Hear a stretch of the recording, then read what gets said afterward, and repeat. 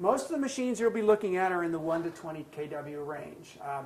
You might as well get used to some of these names because they're unlike solar, in the solar industry, solar electric industry, where there are dozens of manufacturers. Here there are about 50 worldwide, but in the United States there are only a handful of them. So you might as well learn their names right now. Abundant Renewable Energy is one of the leaders in the industry.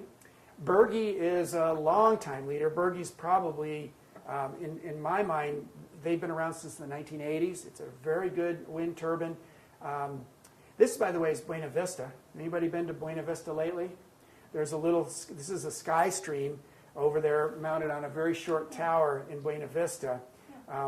We're going to be installing one of these at our educational center next year as a classroom, but we're going to put it up on a 120-foot tower where it belongs. This is a little 32-foot tower, which is, just really silly.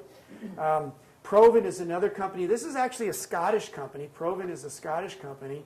It's been around for a while. They produce very, very durable machines. They're pricey, but they're extremely durable machines. Kestrel is actually owned by Eveready. It was a private company purchased a few years ago by Eveready, the folks who make batteries. They make a really decent wind machine. And then Southwest Wind Power is another company. They produce the SkyStream, and they produce a number of other wind turbines as well. Some fairly lightweight machines, some fairly decent machines. So it's kind of a mix with them. But they're, they're the leading manufacturer in the world. They sell more small wind turbines than anybody else. And one of the reasons is the SkyStream has been a very, very popular turbine. So let's just take a look at some of the popular turbines, because these are the machines you're going to be working with. These are the ones that you'll be installing. These are the machines you'll be recommending to clients. Here's the Berge. That should be XL, not LX. I just noticed that. I've only given the slideshow about 40 times. This is the XL one. Its rated power output is 1 kW. It's a 1,000-watt wind turbine. Rated wind speed is 27 miles per hour. So it won't produce 1,000 watts until you get up to 27 miles an hour. It's a sort of a lightweight machine. 75 pounds is the top of tower weight, so that unit weighs 75 pounds. The swept area, which is the area of this circle, is 55 square feet. 55 square feet. Okay, so that's the collector surface. That swept area is this collector surface. It's the area that intercepts the wind. And generally, two things to remember: the heavier the machine, the better. The larger the swept area, the better. Okay, and I'll tell you why shortly.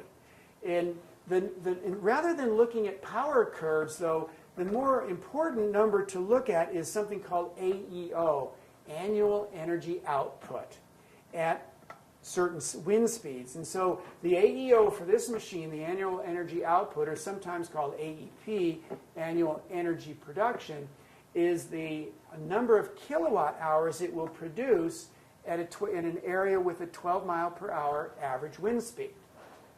And so when you look at a turbine, when you shop for turbines, all the manufacturers will list their AEOs at probably 4 different wind speeds, 10, 11, 12, 13, maybe not often 14 miles an hour, but sometimes 14 miles an hour. So they'll list the wind speed, they'll list the AEO at an average the wind speed. If you determine that the annual wind speed at your site and the tower height that you're going to use, say you're projecting, you have a wind site assessor who comes out and says, you really need to put this wind turbine on a 120-foot tower, and at that tower height, your wind speed is going to be 12 miles per hour. Okay, so once you've determined that, you see the average wind speed at the hub height of 120 feet is 12 miles an hour, then you can look at the charts and say, okay, well, that wind turbine will produce 2,256 kilowatt hours per year on average. Okay, so these numbers are very, very helpful, and when you're shopping for wind turbines, this is one of the things that you really want to look at, to focus on. How many kilowatt hours am I going to get from that wind turbine at the average wind speed at the tower height?